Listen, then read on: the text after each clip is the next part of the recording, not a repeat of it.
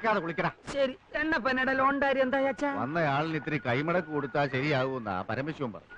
കൈമടക്ക് കൊടുത്താലും കാര്യം നടക്കുമല്ലോ. കൈ മടക്കുന്നതിന് മുമ്പ് ഹരികൃഷ്ണുമായിട്ടൊന്ന് ആലോചിക്കണം. ഞങ്ങളെ പോലെ അച്ഛന് എഴുത്തുമായനെ അറിഞ്ഞൂടാത്തോണ്ട് ആ പരമശിവൻ പറഞ്ഞു പറ്റിക്കും. കൊല്ലം 20 ആയടാ. ആ പാവം എന്റെ കൂടെ നിൽക്കുന്നു. ഈ 20 കൊല്ലം കൊണ്ട് ആ പാവം വീട് 2 വെച്ചു. അതച്ഛൻ അറിഞ്ഞോ? അങ്ങേരങ്ങനെ ഉയർച്ചയുടെ പടികൾ കേറിക്കൊണ്ടിരിക്കുക. ഭാഗ്യമല്ല എന്ന് പറയാ. അച്ഛാ, ബ്ലോക്കിൽ കുറെ പുതിയ പയറുവിത്ത് വന്നിട്ടുണ്ട് കേട്ടു. നമുക്ക് കുറെ വാങ്ങി മേലെ പറഞ്ഞ് വീശിയാലോ? വീശിക്കോ. ഇന്നലെ ഒരുപാട് തേങ്ങ കളവ് പോയി. അല്ലെങ്കിൽ തന്നെ തേങ്ങയുടെ വില താഴോട്ടാ. അതിനിടെ ഉള്ളതും കൂടെ കള്ളന്മാരും കൊണ്ടുപോയാലോ? കക്കുന്നവനെ അള്ളു വെച്ച് പിടിക്ക്, എന്നിട്ട് കാല് തല്ലി ഒടിക്ക്. അപ്പൊ പരിഹാരം ഉണ്ടാവും. കാല് തല്ലി ഒടിക്കാൻ മച്ചമ്പേരാ മൈസനട്ടോ. അവന്മാർ തെങ്ങിന്റെ തല വെട്ടും. വെട്ടട്ടാ. ഇന്ന് രാത്രി കാവൽ നിൽക്ക്, ഞാനും വരാം. മടവാളെടുത്ത് തെങ്ങിന്റെ മടലെ കുത്തിവെക്ക്. രക്ഷയില്ലാച്ച വെട്ടിക്കോ, ബാക്കി കാര്യം ഞാൻ നോക്കിക്കോളാം. വേണ്ട മച്ചമ്പി വേണ്ട. അതിന് കിടന്ന് കളിച്ചാൽ തീക്കളിയാകും. താനൊക്കെ പിന്നെ എന്തിനാടോ ഇങ്ങനെ ആണാന്നും പറഞ്ഞ് നടക്കുന്നേ? അല്ല, 24 മണിക്കൂറും ഇങ്ങനെ വെള്ളത്തിൽ കിടന്നാലേ ഉള്ള ആണത്വം പോവും. താനേ കാണ്ടാമൃഗം.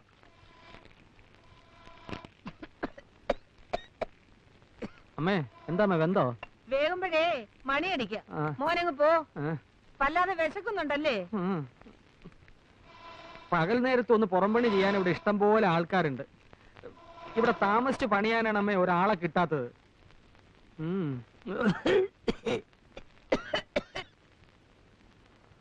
ജോലിക്ക് അപേക്ഷിച്ചിട്ട് എന്തായടാ ഹരികൃഷ്ണ, കിട്ടുവോ? ഈ വീട്ടിൽ നിന്ന് രക്ഷപ്പെടണമെങ്കിൽ എനിക്കൊരു ജോലി കിട്ടിയേ പറ്റൂ. പ്രൈവറ്റ് എങ്കിൽ പ്രൈവറ്റ്, പബ്ലിക് എങ്കിൽ പബ്ലിക്. ഞാൻ ചാടും. നീ ഒരു ജോലിക്ക് കയറുന്ന ഞാൻ കണ്ടസാടാ. നീ ധൈര്യമായിട്ട് കയറ്. വീട് വിട്ട് പുറത്ത് ജോലിക്ക് പോകുന്നത് അച്ഛൻ ഇഷ്ടാവോ എന്തോ? ഏതായാലും അച്ഛന്റെ സമ്മതം കൂടി അറിഞ്ഞിട്ട് പോരെ. ഇങ്ങനത്തെ ഏട്ടന്മാരുണ്ടാവുന്നില്ല നല്ലതേ. ജനിക്കാതെ ഞാനൊക്കെ ഗർഭത്തിലേ തൂങ്ങിച്ചാണമായിരുന്നു. നാശം.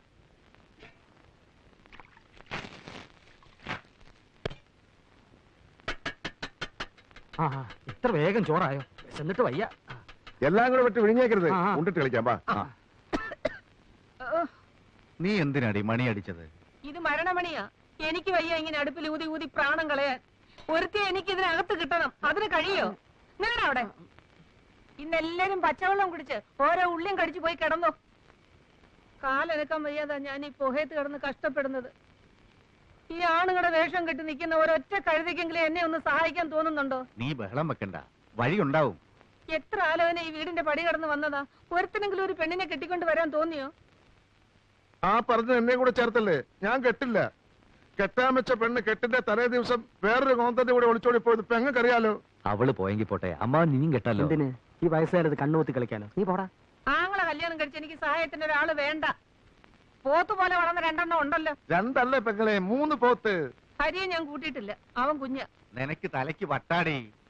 ഇവർക്ക് കല്യാണപ്രായം ആയെന്നും വെച്ച് കണ്ട കാവാക്ഷിയെയും മീനാക്ഷിയെയും കെട്ടിക്കൊണ്ടുവരാൻ ഞാൻ സമ്മതിക്കത്തില്ല. യോഗ്യത വേണം, തറവാടിത്തം വേണം, കുലമഹിമ വേണം. ഇതൊന്നുമില്ലാതെ കേറി വരാൻ ഈ വീടെന്താ പെണ്ണുങ്ങടെ കുളിക്കടവോ? ഇതെല്ലാം ഉണ്ടെന്നും പറഞ്ഞ് പരമശിവൻ കൊണ്ടുവന്ന ഒരു ആലോചനയില്ലേ? അതൊന്നും നോക്കിക്കൂടെ? മച്ചമ്പി അത് നേരാ. ഒരു വലിയ തറവാട്ടിലെ ഏട്ടനെ അനിയനും മറ്റൊരു വലിയ തറവാട്ടിലെ ഏട്ടത്തെയും അനിയത്തെയും കെട്ടുന്നതിൽ ഒരു തരക്കേടുമില്ല. വെട്ടിയാൽ വാള് മുറിയുന്ന തറവാടാ അവരുടേത്. 500 കൊല്ലം മുമ്പ് ഇവിടുത്തെ നാടുവാഴിയായിരുന്നു അവരുടെ കാരണവരെ. കുലമഹിമ ഇതിലപ്പുറം ചിന്തിക്കാനുണ്ടോ? എന്നാൽ അന്നങ്ങേർ ഇവിടുത്തെ പേര് കേട്ടൊരു സിംഹമായിരുന്നിരിക്കണം. 500 കൊല്ലം മുമ്പ് ഇവിടെ മുഴുവൻ കാണായിരുന്നടാ. എന്റെ ഏട്ടന്മാര് കല്യാണം കഴിക്കുന്ന ആരെയായാലും കൊള്ളാം, അവർക്ക് ഇത്തിരി ഭംഗി വേണം. അതെനിക്ക് നിർബന്ധമാണ്. അതെനിക്ക് നിർബന്ധ. പെണ്ണാളെങ്ങനെ? നല്ല തക്കാളി. തക്കാളി പോലത്തെ പെണ്ണുങ്ങള്. പച്ചത്തക്കാളിയോ പഴുത്ത തക്കാളിയോ? മൂത്തവൾ ഇത്തിരി പച്ച, ഇളയത് ഇത്തിരി പഴുത്തതാ. എനിക്ക് അങ്ങനെയാ തോന്നിയേ. ഇനി നിങ്ങൾ കാണും. കൊണ്ടു കൊടുക്കൂ കുട്ടി. അതിലേതാ എന്റെ ചെക്കൻ? ജാതക ചേർത്ത നല്ലപോലെ ഉണ്ടെന്നാ കണ്ടത്. ഏറ്റവും നന്നായി ചേരുന്ന ജാതകം തമ്മിൽ കൂട്ടിക്കെട്ടാം. എന്താ? ആയിക്കോട്ടെ. എന്താ വിരോധോട്ടോ? ഒരു വിരോധമില്ല. ഈ 2 നിലപാട് ഒന്നിച്ചാൽ പിന്നെ ഈ കാരണന്മാരാണല്ലോ ഇവിടുത്തെ നാടുവാഴികൾ. പച്ചത്തക്കാളി വരട്ടെ.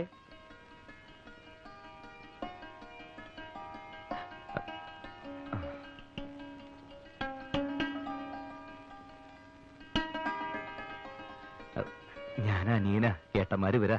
അയ്യോ, പരിചയപ്പെടുത്താനങ്ങ് മറന്നുപോയി. മൂത്തവൻ അവൻ ജയകൃഷ്ണൻ, 2ാമനായി ഇവൻ ഗോപികൃഷ്ണൻ. നേരെയൊക്കെ നോക്കി കണ്ടോടാ.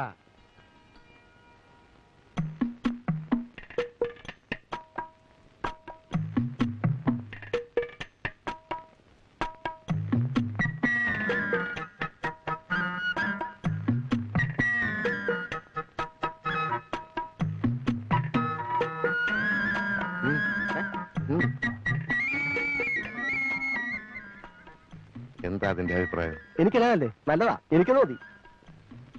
നിന്റെ കാര്യം എങ്ങനെ? എനിക്ക് ഇളയതിനെ മതി. എടാ നിനക്ക് പറഞ്ഞു വെച്ചിരിക്കുന്ന മൂത്തേനെയാ. അതിന് എനിക്ക് വേണ്ട. അതിന് മൂപ്പിത്തിരി കൂടും. അമ്മാവിന് ഇതിൽ ഇടപെട്ട് എന്റെ കാര്യം കലക്കരുത്. ഇത് നടന്നില്ല, എനിക്ക് ഇനി വിവാഹമേ വേണ്ട. എന്താടി ഇരുന്ന് മോങ്ങുന്നത്? എന്താണെന്ന് അവർക്ക് ആ രണ്ടുപേരും വേണ്ടെന്ന്. രണ്ടിനും പഠിപ്പില്ല അത്രേ. അത്ര നിർബന്ധാണെങ്കിൽ ഇളയവനെ കെട്ടിക്കൊള്ളാന്ന് വരുത്തി. അപ്പൊ മൂത്തവൾക്കും അവനെ തന്നെ വേണം. പുറത്ത് അതിലും വലിയ പ്രശ്ന. രണ്ടാൾക്ക് ഇളയതിനെ മതി, മൂത്തതിന് ആർക്കും വേണ്ട. ഞാൻ എന്താ ചെയ്യാ? ഇവളുമാർക്ക് ഇത്രയും ബുദ്ധിയില്ലാണ്ടായല്ലോ. ഇത്രയധികം സ്വത്തുള്ള കുടുംബത്തിൽ നിന്ന് ഇങ്ങനെ ഒരു ആലോചന ഇതിനു മുമ്പ് വന്നിട്ടുണ്ടോ? ഞങ്ങൾക്കുള്ള സ്വത്തൊക്കെ മതി. അത് ഒന്ന് 8ാം ക്ലാസ്സും ഒന്ന് 7ാം ക്ലാസ്സും. നേരെ വേണം പേരിന്റെ സ്പെല്ലിംഗ് പോലും പറയാൻ അറിയില്ല. അവരെ കെട്ടാൻ ഞങ്ങൾക്ക് വയ്യ. അത്രയ്ക്ക് ദണ്ണമാണ് ഈ മൂത്തേനെ അമ്മാവൻ കെട്ടി. പെണ്ണ് കാണാൻ വന്നിട്ട് ഒരുമാതിരി വിട്ടിത്തരം കാണിക്കരുത്. എന്താ അവരുടെ തീരുമാനം? എനിക്ക് അനിയത്തിയാ മതി. എനിക്കും അനിയത്തിയാ മതി.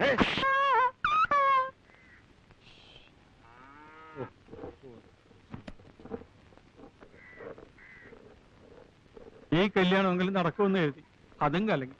ഇനിയിപ്പോ എന്താ ചെയ്യാ?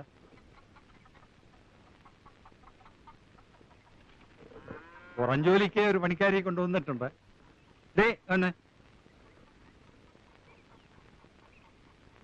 ഇനി ഭാനുമതി അമ്മക്ക് ഒരു പ്രശ്നം ഉണ്ടാവില്ല. ഞാൻ വളരെ വിശാലമായി വലവീശി പിടിച്ചതാ. പേര് കാർത്തികേയനി. 24 മണിക്കൂറും അധ്വാനിച്ചോളൂ.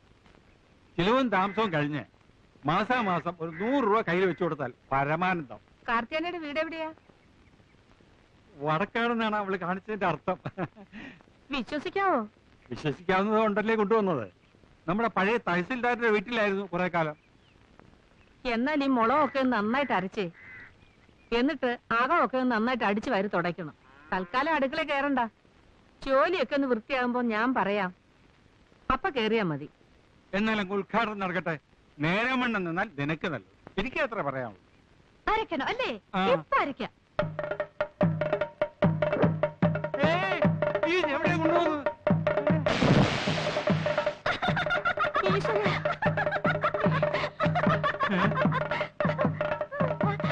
പൗഡർ ഇട്ടേരാട്ടാ.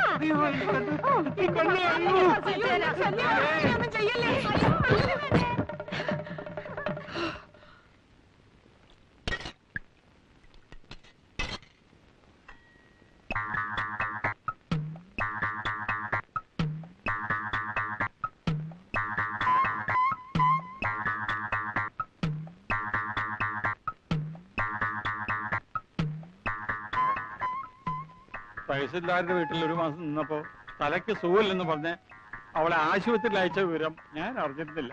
അവരെപ്പോഴാ അവിടെ നിന്ന് വിട്ടത്? അതും വിട്ടതല്ല അത്രേ. സുഖമായെന്നും പറഞ്ഞ് അവളെ ഇറങ്ങി പോകുന്നതാ. അവളെ അമ്മിക്കല്ലെടുത്ത് തന്റെ തല ഇട്ടിരുന്നെങ്കിൽ ഈ കഞ്ഞി ഞങ്ങൾക്ക് തന്നെ 16 ലിറ്റർ കുടിക്കായിരുന്നു. അതെ. എന്നിട്ട് അമ്മക്കുട്ടി കിട്ടിയോ? അത് ഞാൻ മുങ്ങിയെടുത്തടാ.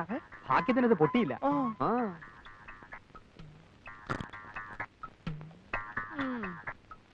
വേദച്ചാലും കൊയ്താലും പോരാ, തിന്നാനും യോഗം വേണം.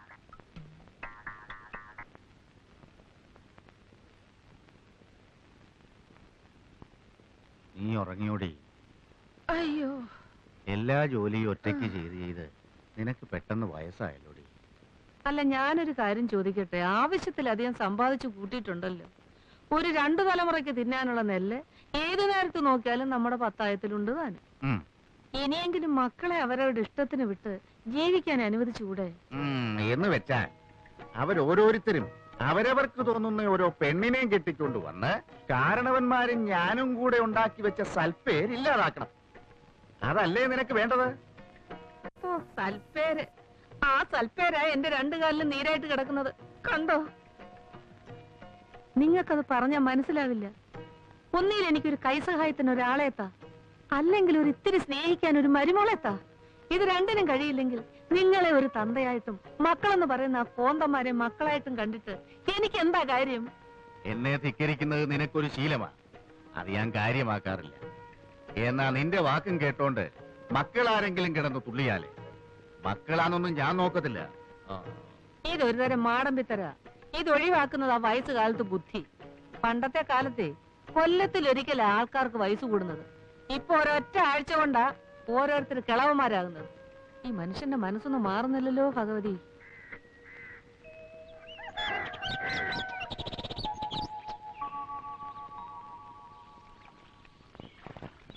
മനുഷ്യനായാലേ കുറച്ച് മര്യാദയൊക്കെ വേണം. അമ്മാവനാണെന്ന് വെച്ച് ചെറ്റത്തരം കാണിക്കരുത്. 2 ദിവസമായില്ലേ എനിക്ക് വന്നൊരു കവർ പോസ്റ്റ്മാൻ നിങ്ങളെ ഏൽപ്പിച്ചിട്ട്? അത് നിങ്ങൾ എനിക്ക് തന്നോ? എന്റെ കയ്യിലോ? എപ്പോ? മിനിയാന്ന് ചന്തക്കാരി വിലാസിനുടെ വീട്ടിൽ വെച്ച് അമ്മാവനെ കണ്ടപ്പം കത്ത് കയ്യോട് അമ്മാവനെ ഏൽപ്പിച്ചു എന്നാണല്ലോ പോസ്റ്റ്മാൻ കാതർകൂട്ടി എന്നോട് പറഞ്ഞത്. അമ്മാവൻ എന്തിനാ ചന്തക്കാരി വിലാസിനിയുടെ വീട്ടിൽ പോയത്? ആ വിലാസിനിക്ക് കുറച്ച് ഇഞ്ചി വേണമെന്ന് പറഞ്ഞു. ആഹാ. അത് സംസാരിക്കാനാണ് ഞാൻ അവിടെ പോയത്. ആ, ഇഞ്ചി കച്ചവടം നിർത്തി കാര്യം പറ. പൊള്ളാച്ചിന്ന് എനിക്ക് വന്നൊരു രജിസ്റ്റർ പരിചയത്തിന്റെ പേരിൽ അമ്മാവൻ ഒപ്പിട്ട് വാങ്ങിച്ചു എന്നാണ് ആ കാതർകൂട്ടി എന്നോട് പറഞ്ഞത്. അത് എവിടെയെന്നാ ചോദിച്ചത്? ഓ അത് നേരാ. അത് ഞാൻ എന്റെ ട്രൗസറിന്റെ പോക്കറ്റിൽ ഇട്ടിട്ടുണ്ട്. ഓ, അതെനിക്ക് വന്നൊരു അപ്പോയിന്റ്മെന്റ് ഓർഡറാ. പൊള്ളാച്ചിയിലെ PKT പാഴ്സൽ കമ്പനിയിലെ മാനേജിംഗ് ട്രെയിനി ആയിട്ട് എന്നെ വിളിച്ചിരിക്കുക. ഇവിടുത്തെ ബ്രാഞ്ച് മാനേജർ പറഞ്ഞിട്ടാണ് ഞാൻ ആപ്ലിക്കേഷൻ അയച്ചത്. ആ ട്രൗസറോടെ അമ്മാവ? ആ സാധനം എന്റെ കീസേ കാണും. ട്രൗസറോടെ? ആ ട്രൗസറാ ഞാൻ ഇപ്പൊ ഇട്ടിരിക്കുന്നത്. ഓ, എന്റെ ജോലി കഴിഞ്ഞല്ലോ ദൈവമേ. ഇതൊന്ന് ശരിയായി കിട്ടാൻ ഞാൻ എവിടെയൊക്കെ അലഞ്ഞതാ. ഏത് പോക്കറ്റിലാ? ഇവിടെ കാണാം. ആ, അനക്കാതെ. വരട്ടെ വരട്ടെ, തുറക്കുന്നതിന് മുമ്പ് അത് വെയിലത്ത് വെച്ചൊന്ന് ചൂടാ. ഇത് ചൂടാക്കുന്നതിന് മുമ്പ് എനിക്ക് വേറൊരു സാധനം തണുപ്പിക്കാനുണ്ട്. കേട്ടിടത്തോളം വെച്ച് ഇതാകപ്പാടെ ഒരു നനഞ്ഞ പണിയാണല്ലോടാ. നിന്റെ കയ്യിലുള്ള പഠിത്തം വെച്ച് ഇതിലും വലുതൊന്നും കിട്ടൂലേ? ഇപ്പോ മാനേജ്മെന്റ് ട്രെയിനിയാ, പിന്നീട് മാനേജർ ആകാം. ആ, നീ പറയുന്നതൊന്നും എനിക്ക് മനസ്സിലാവുന്നില്ല. അന്തസ്സുള്ള പണിയാണോടാ മച്ചമ്പി? ആവശ്യത്തിന് അന്തസ്സൊക്കെ ഉണ്ട്. PKT എന്നൊക്കെ പറയുമ്പോ തന്നെ ഒരു വെട്ടിപ്പൊട്ടണ പോലില്ലേ? എന്ന് പറയുമ്പോൾ അതിലും ശബ്ദമുണ്ട്. ഇത്രയും ദൂരത്തേക്ക് പോകുന്നതിലേ എനിക്കൊരു മനപ്രയാസമുള്ളൂ. വായിക്കാൻ അറിയാൻ മേലാതെ മച്ചമ്പി എന്തിനാ കടലാസ് പിടിച്ചോണ്ടിരിക്കുന്നത്? അത് ഇവന് കൊടുക്ക്. ഈ വീട്ടില് 4 അക്ഷരം പഠിച്ചെന്ന് പറയാൻ ഇവൻ മാത്രല്ലേ ഉള്ളൂ. ഈ തറവാടിന്റെ പേര് പുറത്തൊക്കെ ഒന്ന് അറിയട്ടെ. എന്താ? ആ, ഇവൻ പോണമെന്ന് തന്നെയാ എന്റെ അഭിപ്രായം. ഏട്ടന്മാർ 2 ആളും എന്നെ കൊണ്ട് ഒരു കാശും ചെലവാക്കിയിട്ടില്ല. അതേസമയം ഇഷ്ടം പോലെ സമ്പാദിച്ചു തന്നിട്ടുമുണ്ട്. നിന്നെ പഠിപ്പിക്കാൻ ചെലവാക്കി എന്റെ പലിശയെങ്കിലും എന്റെ ഈ വരണ്ടേ? PKT എങ്കിൽ PKT പോയി 4 കാശ് കൊണ്ടുപോവാ.